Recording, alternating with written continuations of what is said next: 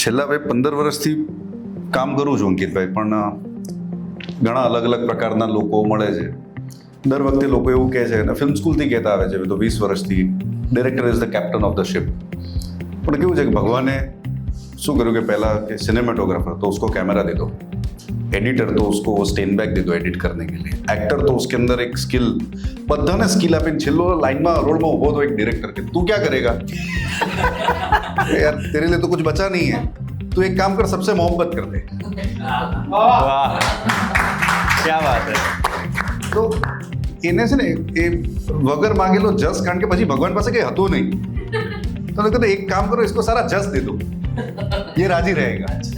તો એવી રીતે ડિરેક્ટરને જસ મળી જાય છે, અને એનો કામ માત્ર એ જ હોય છે કે એના મટીરિયલ સાથે, એના સ્ક્રિપ્ટ સાથે પ્રેમમાં પડે, એના યુનિટ સાથે પ્રેમમાં પડે, અને એમની પાસેથી પ્રેમમાં ધમકાવીને કામ પણ કઢાવી દે.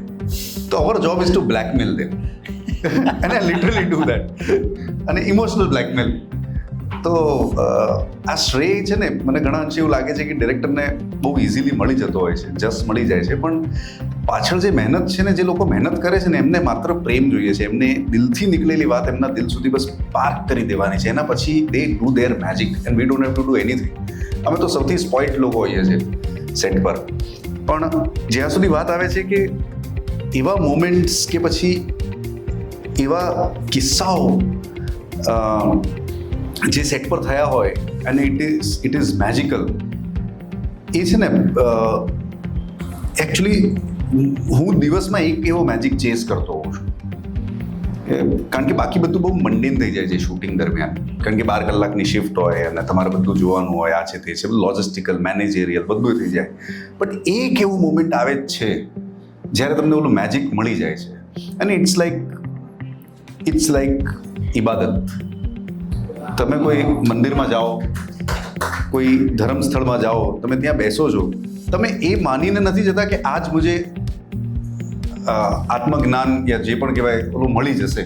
તમે બેસી રહો છો, and there comes a moment, a flash, and you realise કે તમે કોઈ બીજા ક્લાઉડ પર છો, પછી તરત પાછા પણ આવી જાઓ છો. That is one moment that I chase, અને એ મને દરરોજે, જે અમે 22-23 દિવસ ફિલ્મ શૂટ કર્યું છે, એ દરરોજ મળ્યું છે. અને એ એટલા માટે જ મળે છે કારણ કે એ એટમોસ્ફિયર બને છે અને એની મજા અલગ છે. તો સવારે જવાનું, એ સ્થળમાં જઈને બેસી જવાનું, આપણી ઇબાદત કરવાની, બાકી ઓલો આપી જ દેવાનો છે. એટલે આ લોકો બધા ભેગા મળીને મને આપી જ દે છે.